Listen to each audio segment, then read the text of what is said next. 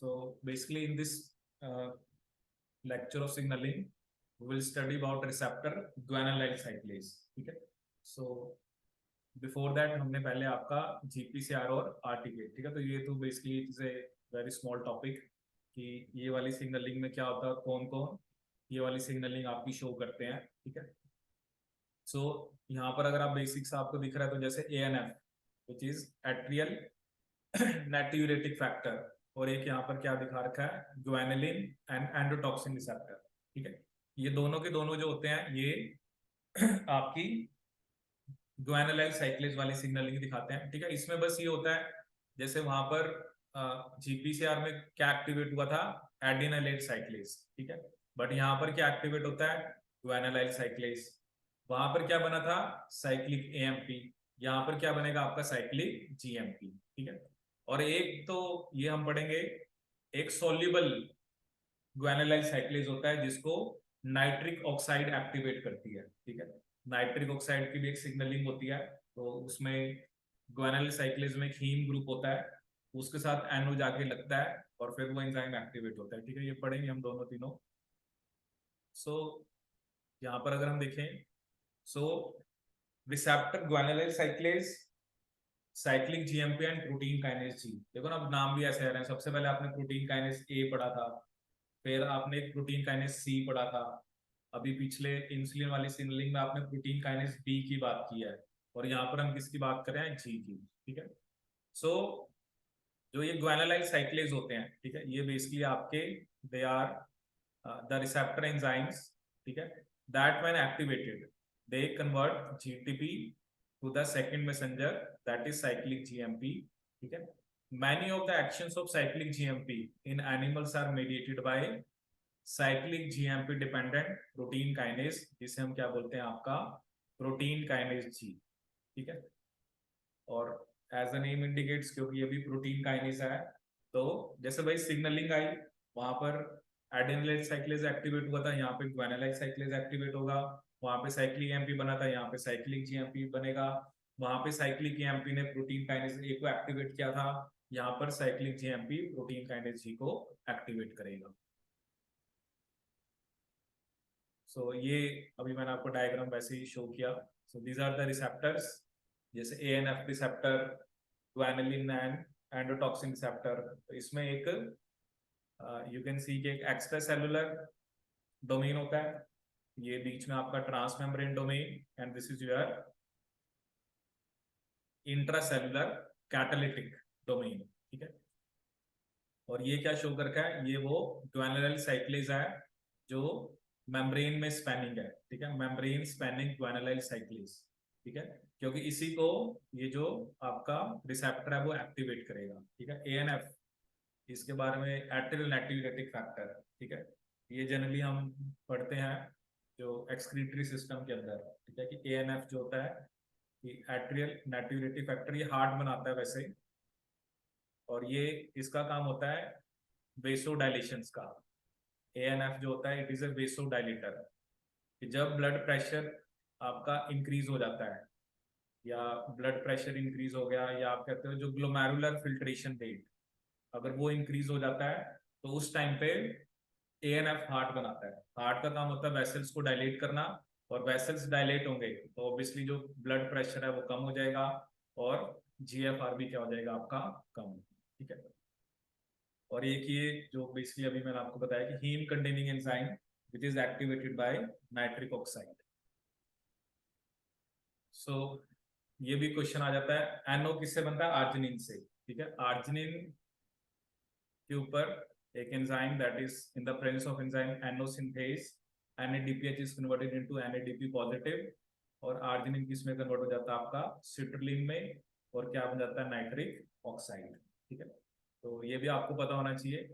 मतलब nitric oxide जो है उसका सिग्नलिंग में रोल है. ठीक है. नाइट्रिक ऑक्साइड का किसमें रोल होता है, सिग्नलिंग में. ठीक है.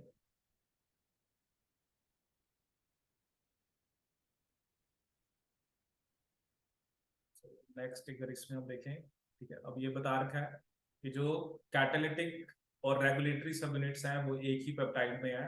ठीक है. अब बता रहा है कि cyclic GMP carries different messages in different tissues, ठीक है। जैसा बता रहा है कि किडनी और इंटेस्टाइन में, if I talking about kidney and intestine, ठीक है, तो वहां पर जो आयन एक्सचेंज है या आयंस का जो ट्रांसपोर्ट है, वाटर रिटेंशन है, ठीक है, ऐसे कार्डियक मसल के अंदर ये मतलब सिग्नल्स रिलैक्सेशन, ठीक है।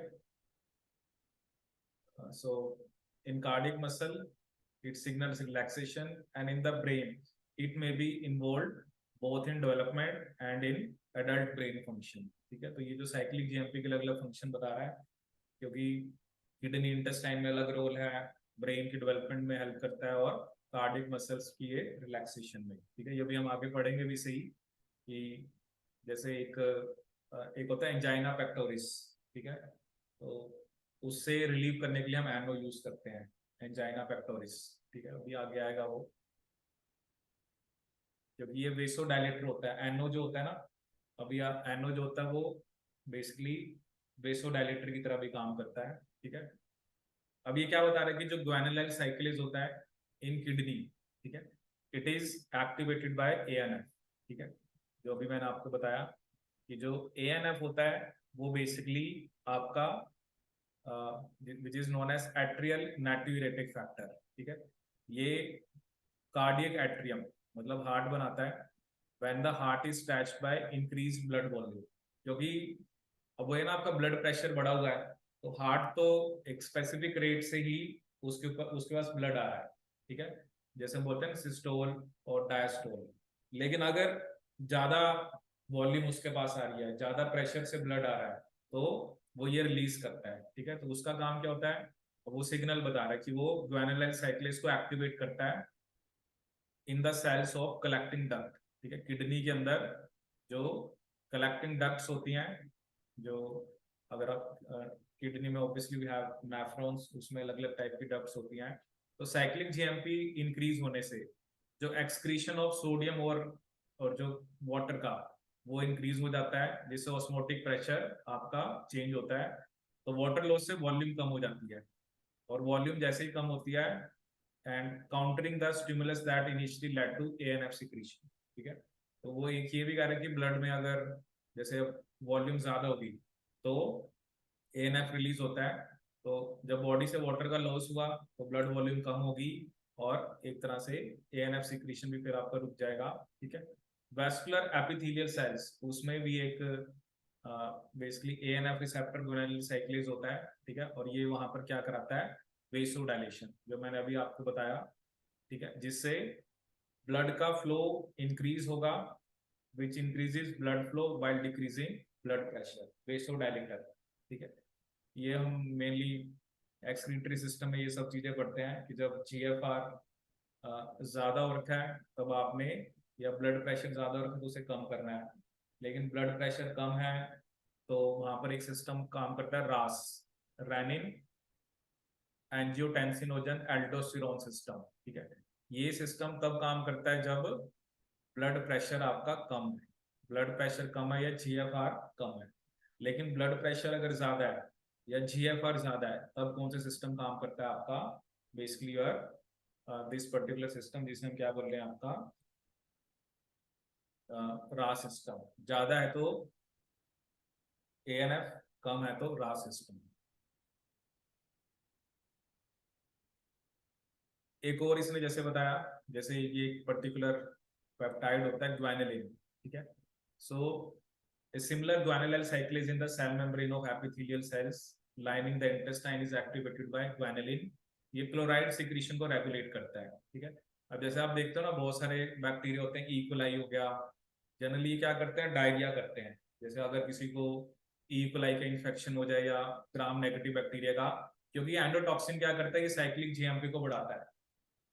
नॉर्मली तो रिसेप्टर ग्वानिलिन के लिए है, बट एंडोटॉक्सिन वहां पे आके लग गया, उससे क्या होता है, साइक्लिक जीएमपी का लेवल बढ़ेगा तो क्लोराइड सीक्रेशन और उसकी वाटर की रीअब्जॉर्प्शन कम हो जाएगी। डायरिया ये होता है ना कि मतलब इन्फेक्शन के कारण बॉडी से वाटर का लॉस हो रहा है, आयंस के जो सीक्रेशन हो रही है, ठीक है। तो मतलब ऐसे तो ग्वानिलिन का ये काम होता है, और ऑब्वियसली अगर आपको किसी ग्राम नेगेटिव बैक्टीरिया का जिसको इन्फेक्शन हो गया तो उसमें जो एंडोटॉक्सिन होता है वो भी साइक्लिक जीएमपी के लेवल को इंक्रीज करता है, ठीक है। और एक जो अभी मैंने आपको ग्वानिलाइल साइक्लेज बताया था, जिसके पास क्या होता है आपका हीम ग्रुप, ठीक है, जिसके पास क्या होता है आपका हीम ग्रुप। और बेसिकली और ये जो एंजाइम होता है, ठीक है, ये बेसिकली आपका बेसिकली एक्टिवेट करता है NO. This is a special case, nitric oxide जो है वो इसको एक्टिवेट कर रहा है। तो ये एक आर्जिनिन से बनता है, जो भी मैंने आपको बताया कि आर्जिनिन से सिट्रोलिन बनता है। और कैल्शियम डिपेंडेंट एनोसिंथेज, जो कि मैनी मेमेलियन टिश्यूज में प्रेजेंट होता है, और it diffuses from its cell of origin into near by cells, ठीक है। So that is calcium dependent NO synthase. अब ये क्या होता है ना, एनो जो होता है वो नॉन पोलर होता है, ठीक है। तो वो सेल मेम्ब्रेन को क्रॉस कर गया विदाउट ए कैरियर, तो टारगेट सेल में, क्योंकि देखो ये जो हीम ग्रुप वाला है, जैसे आप ये देख रहे हो ना, ये सेल के अंदर है, ठीक है, ये जो हमने डायग्राम में दिखाया, तो this is inside the cell. अब एनओ बना, एनओ अमीनो एसिड से बना, और वो सेल के अंदर चला गया, वो हीम ग्रुप से बाइंड करा, और उसने साइक्लिक जीएमपी की प्रोडक्शन को एक्टिवेट कर दिया, ठीक है, क्योंकि एनओ जो है वो मतलब सेल के बाहर से बन के आ रहा है, ठीक है। हार्ट के अंदर साइक्लिक जीएमपी से आप जो फोर्सफुलनेस ऑफ कॉन्ट्रैक्शन होती है उसको ये कम करता है by stimulating the ion pump that remove calcium from the cytosol. जैसे ही आयन हो गया, उसने ग्वानिलाइल साइक्लेज को एक्टिवेट करा, ग्वानिलाइल साइक्लेज ने आगे जाके साइक्लिक जीएमपी बनाया। तो साइक्लिक जीएमपी ने एक ऐसे आयन पंप को स्टिमुलेट करा जो कैल्शियम को रिमूव करेगा सेल के अंदर से और साइटोसोल में भेजेगा, ठीक है। अब ये केस स्टडी है बेसिकली आपका, ठीक है। जैसे क्या होता है ना, ये जो एनो होता है, NO induce relaxation of cardiac muscle is the same response brought about by nitroglycerin and other nitrovasodilators taken to relieve angina pectoris, ठीक है। मतलब जैसे नाइट्रोग्लिसरीन और जो ये मतलब नाइट्रोवेसोडाइलेटर्स होते हैं, ठीक है, तो वैसे ही हम एनो को यूज करते हैं कार्डियक मसल की रिलैक्सेशन के लिए, ठीक है। एंजाइना पेक्टोरिस क्या होता है, इसमें pain caused by contraction of heart, ठीक है, deprived of oxygen because of blocked coronary arteries. जैसे वही होता है ना, उनके पास ऑक्सीजन नहीं पहुंच पा रही होती क्योंकि आर्टरीज ब्लॉक हो रखी होती हैं, ठीक है। So nitric oxide is unstable and its action is brief, मतलब within second of its formation ये किस में कन्वर्ट हो जाता है, नाइट्राइट और नाइट्रेट में, ठीक है। देखो यहाँ पर ना एक, जैसे इसकी डिस्कवरी कैसे हुई थी ना, वो एक जैसे बोलते हैं ना serendipity, that was a by chance discovery. अगर आपने पढ़ा हो कि जो नाइट्रोग्लिसरीन होता है, जनरली इसको हम जो एक्सप्लोजिव होते हैं ना, अगर आपने पढ़ा हो कभी कि एक्सप्लोजिव जो बनते हैं जहाँ पर, जितने भी एक्सप्लोजिव वहां पे नाइट्रोग्लिसरीन यूज होता है, ठीक है। तो ये ना क्या हुआ कि जो एक्सप्लोजिव इंडस्ट्री में जो वर्कर्स काम करते थे, ठीक है, सो बेसिकली जब वो काम पे रहते थे वो ठीक रहते थे वर्क पे, ठीक है। जैसे मान लो उनका एंजाइना पेक्टोरिस था, सो मे बी उनमें से कुछ को, so when they were basically, क्योंकि when they were dealing with this, जब वो नाइट्रोग्लिसरीन को यूज कर रहे हैं, तो बेसिकली कुछ एनओ उनके अंदर जा रही थी, ठीक है, तो वो ठीक रहते थे। बट जैसे ही वो वीकेंड पे जाते थे घर पे, तो बेसिकली वो बीमार पड़ जाते थे, ठीक है। तो यहाँ पर जैसे लिखा हुआ है, so nitrovasodilators produce long lasting relaxation of cardiac muscle, ठीक है, because they break down over several hours yielding a steady stream of NO, क्योंकि उनको जब तक एनो मिलता रहेगा तब तक वो ठीक रहेंगे।